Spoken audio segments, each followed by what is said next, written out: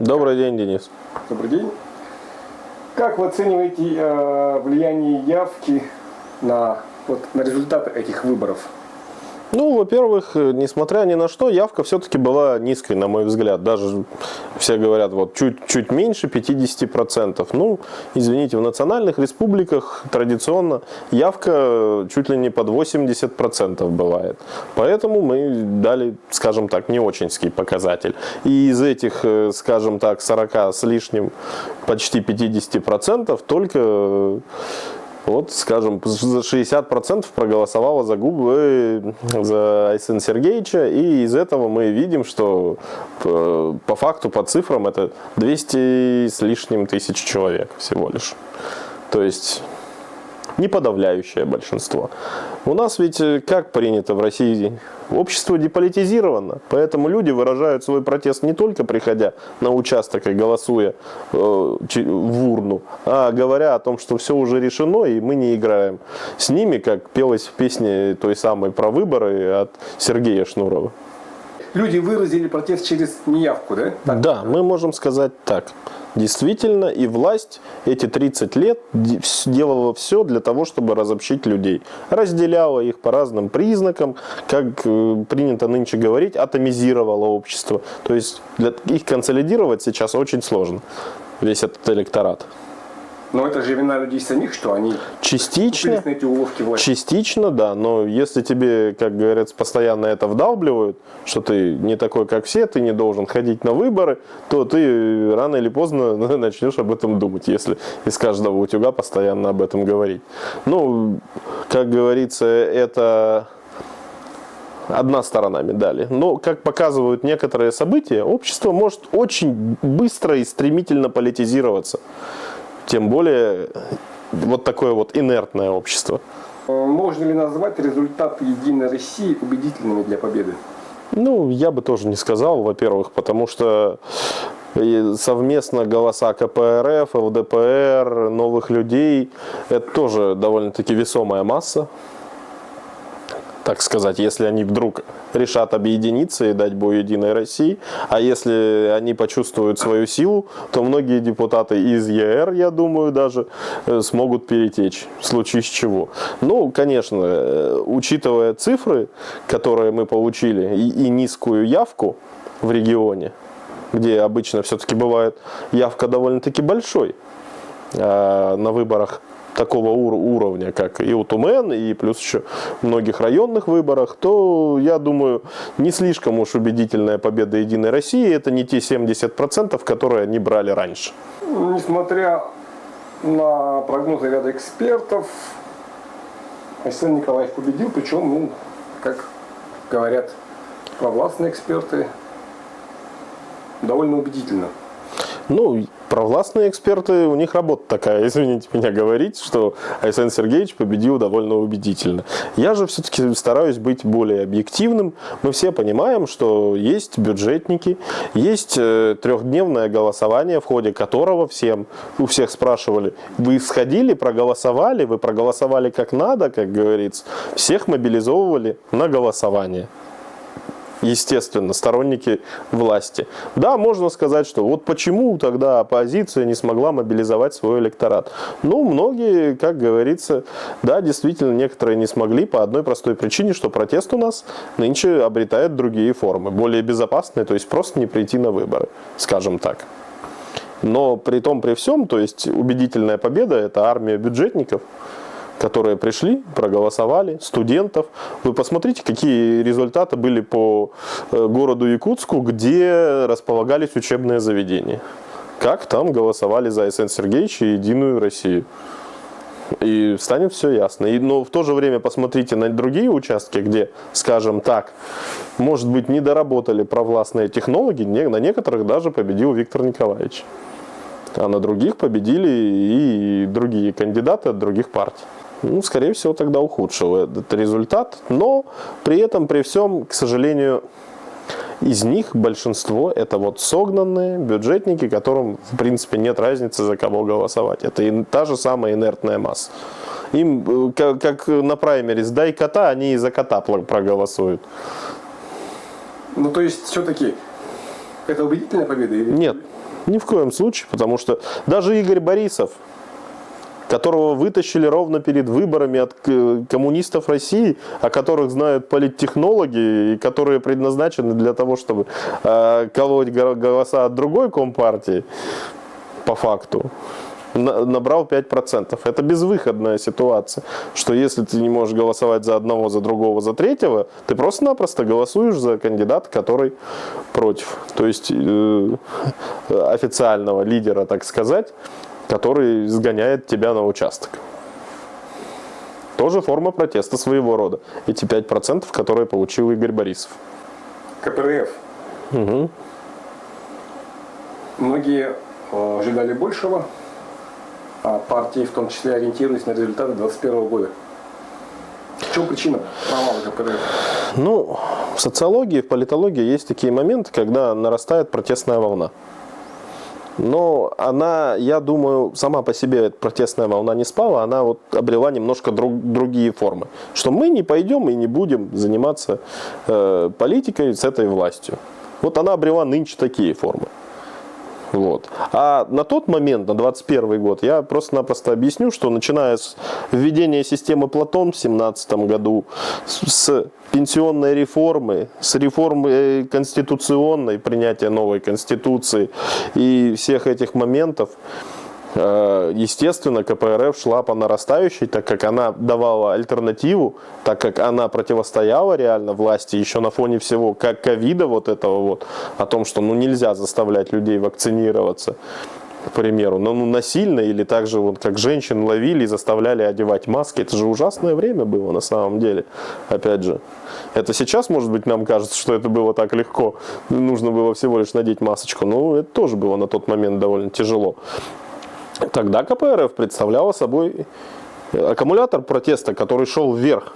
Точно такие же ситуации были и в других регионах страны. И там также шли по нарастающей, но потом, разумеется, они шли на спад. Да, естественно, был пик, который к 2021 году показал свою самую вершину. Естественно, после этого цикличные процессы идут на спад. Но протестных настроений опять же не убавилось. Если мы посмотрим голосование в парламент, там чуть меньше 50% заняли новолюды, коммунисты, ЛДПР и СР. Я же говорю, они довольно весомая сила стали нынче. Если вдруг объединятся и захотят проводить свою политику. Новые люди, кстати, как раз вот. Угу. Можно ли сказать, что это такой удачный стартап якутской политики, взяли, обыграли и коммунистов, и эсеров, как бы людей уже в политике не новичков, а тут пришли новые и взяли, нас обыграли. То я бы не сказал, что это успешный политический прям стартап. Вспомним историю 15 лет назад, когда «Справедливая Россия», только появившись, начала, так сказать, свою удачную такую полосу, где у них там появлялись фракции, они обходили КПРФ во многих местах, говорили, вот мы сейчас создадим, многие политологи мечтали, что двухпартийную систему, вот левый там, КПРФ с ЛДПР и СР объединятся в «Справедливую Россию», и это будет такой аналог Тори и Вигов в этом самом, или лейбористов и консерваторов в других странах. Но, к сожалению, не фартануло, не получилось, потому что «Справедливая Россия» идет целиком и полностью, и шла в фарватере текущей действующей власти. Хотя у них есть юристы, у них есть деньги, у них есть медийность, и ребята могли сделать, да, себе альтернативу, но в итоге, помнится, сам Сергей Миронов сказал, что он тоже является, так сказать, сторонником президента, сторонником Единой России, поэтому как бы люди перестали в них видеть альтернативу. То же самое, в принципе, можно сказать с новыми людьми. Это полностью проект Кремля, Нечаев, так сказать, там их спонсировал, и спонсирует, и является депутатом Госдумы, и этот самый. Плюс еще у новых людей, естественно, политтехнологи тоже не глупые, потому что даже само название «Новые люди» подразумевает, что это вот что-то альтернативное, что-то новое. Это такая очень хитрая уловка. И поэтому они действительно получают голоса. Ну да, плюс еще фактор Сарданова Ксентьевой, хоть она и бросила своих избирателей в городе, но он все равно будет. Потому что все-таки медийность, она никуда не прошла, пока она еще, скажем так, окончательно ее не растеряла доверие со стороны электората. Но время покажет, и люди многие помнят и не голосуют за новых людей. И понимают, кто они на самом деле. Ну и еще, если напоследок сказать, то там очень много людей из других команд, которые пришли туда. Там же действительно не просто группа энтузиастов собралась, там люди, пришедшие из других партий. Разумеется. Кто они на самом деле, новые люди? Новые люди – это партия, которая будет идти в ногу с Единой Россией, это их сателлит. Мы долгое время считали Якутию, до федерального уровня так считалось, Якутия протестный регион, но эти выборы показали какую-то такую лояльность власти, хорошие результаты как у Единой России в целом, так и у главы республики. Ну, я еще раз подчеркну. Якутия уже не протестный регион. Нет, я еще раз подчеркну, что по факту Якутия протестным регионом осталась. Да, глава набрал 75%, да. При этом, при всем, у нас нету нижнего порога явки, опять же. Явка у нас составила чуть более 40%, чуть менее 50%. Правильно? Правильно. И на этом фоне, как говорится, бедные согнанные, опять же, еще раз скажу, люди, которых заставляли голосовать и говорили, голосуйте за определенных кандидатов, то я бы не сказал, что, скажем так, Якутия стала менее протестной. Да, людей, может быть, заставили, но большинство людей все равно не пришло голосовать. Большинство людей реально не пришло голосовать, и просто протест обрел новые формы. У кого-то, может быть, это такая деполитизация происходит, что мы вот не будем участвовать в этом, потому что не хотим, так сказать. Тем более, вот 30 лет как раз деполитизировали общество. Но люди сами просто не смогли сделать соответствующие выводы, и то есть это вина людей, что они ведутся на уловки власти. Ну, частично может быть, но не полностью, естественно. Людей все-таки, если 30 лет человеку говорить одно и то же, то он начинает в это верить. Что дальше с партией «Дело»? С партией «Дело», ну, как, я не являюсь членом, я был кандидатом, частью команды партии «Дело» все равно, при том, при всем. Мы, я должен сказать, неплохо отработали. Собрать такое количество подписей, аккумулировать вокруг себя команду, аккумулировать вокруг себя протестный электорат, который верил и надеялся в нас и с удовольствием подписывался, говорил все чаяния, которые действительно наболели. Мы же лично сами все ходили, собирали подписи с нашими сторонниками вместе. И реально мы собрали нужное количество подписей и сдали их. Да, к сожалению, начали искать, вот под лупой смотреть каждую подпись для того, чтобы не допустить, так сказать, кандидатов от партии «Дело». Ну, партия «Дело», как бы, это федеральная партия, ее закрыть не просто так. И Виталий Валерьевич, скажем так, человек с крепким характером и довольно-таки упертый, в хорошем смысле этого слова. И я думаю, он будет продолжать борьбу, он уже об этом заявил. Естественно, партия «Дело» в Якутии не прекратит свое функционирование, если они будут выдвигать кандидатов, если они как-то захотят в дальнейшем со мной взаимодействовать в качестве кандидата или технолога, или просто поддержать, ну, мы посмотрим. То есть это люди, с которыми можно работать, да.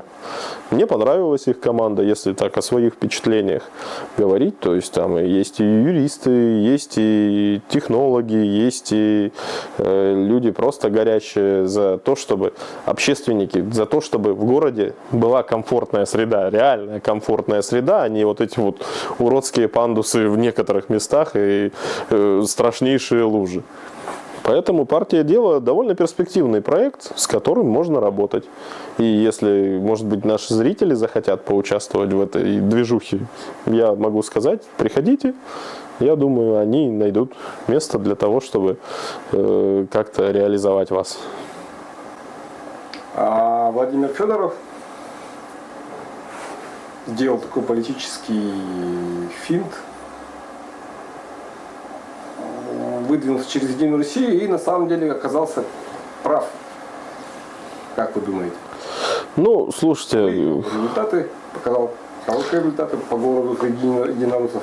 Владимир Федоров очень интересный политик, которого знает практически вся республика. У него масштаб республиканский, и, думаю, на федеральном уровне о нем тоже наслышаны и вполне себе знают. Как яркого конкурента Айсена Сергеевича на выборах 2012 года за кресло мэра, и в дальнейшем он тоже показывал себя и как оппозиционный деятель, и как вообще как политик он был всегда, скажем так, на виду у населения. Да, сайсарцы знают его как человека, который реально им помогал, организовывал не только праздники, но и ставил там и туалеты, и дороги, и все прочее, всем этим занимался. Поэтому даже если бы он выдвинулся от любой другой партии, он бы там получил такой же процент. Да. По-любому. Но я все-таки считаю, что Владимир Юрьевич, скорее всего, потерял некоторый процент, скажем так, оппозиционных голосов, но в то же время ядерный его электорат его поддержал в округе, естественно. И да, он в городе, по-моему, больше всех, вы же говорили, да, получил среди депутатов единороссов. То есть его знают, да, как человека, проработавшего в этом округе многие годы, и поддержали, естественно. Ну, посмотрим. Он уже сделал оппозиционное заявление, скажем, довольно оппозиционное заявление, что Григорьев не справляется, мэр города текущий. Будем дальше посмотреть, к чему это приведет. Какие выводы можно сделать на будущее для всех участников следующих выборов с учетом выборов, вот, текущих, прошедших выборов сентября 2023 года? Ну, так, выводы как технические, так и идейные. Идейные, я скажу, что я оптимист. В любом случае, что через 5 лет мы будем жить уже в абсолютно другой стране. Это в любом случае. И ситуация историческая, так сказать, общественно-экономическая формация вряд ли не будет другой, но изменения все равно пройдут в любом случае. И думаю, в лучшую сторону. Но в любом случае, опять же, нужно иметь хорошо подкованную команду в плане юридических вопросов. Потому что для того, чтобы судиться, для того, чтобы оформлять все эти документы, нужны конкретные специалисты, которые, в принципе, нам действительно помогали. Мы смогли собрать, мы смогли сдать, а то, что уже комиссия их не приняла, это вопросы должны быть к избирательной комиссии. В первую очередь, потому что во всех федеральных законах, которые я даже сам просмотрел, все было черным по белому написано, как все это делается. Естественно. Но претензии, так сказать, к работе комиссии я уже озвучивал не раз о том, что они у нас находят соринку, а сами пишут, что я кандидат по речному округу, хотя и по набережному шел. Поэтому компетентность комиссии оставляет вопросы. Далее идем. Естественно, для того, чтобы судиться, я уже сказал, для того, чтобы документы подготовить. Второе, что я думаю, это нужно работать действительно на местах, надо работать с людьми, надо добиваться каких-то определенных результатов, то есть продвигать социальную повестку. Не только, скажем так, готовиться чисто технологически, подходить к выборам как политтехнологи. Именно. Но нужно готовиться, копить сторонников и в любом случае не унывать. Еще один вывод, какой можем мы сделать, исходя из этой кампании. Если вы все-таки хотите быть оппозиционером или хотите быть там, провластным, там особо ничего не нужно, как говорится. Для провластных кандидатов нужно, естественно, идти и уклоняться с линией партии. Как в советское время был анекдот. Змея сломала шею, пытаясь повторять за секретарем райкома, как так сказать. Вот. Ну, то есть там все понятно. А если вы все-таки оппозиция, то вам надо предлагать в любом случае альтернативу. Альтернативу и аккумулировать вокруг себя протестные электораты и правильно им распорядиться медийно.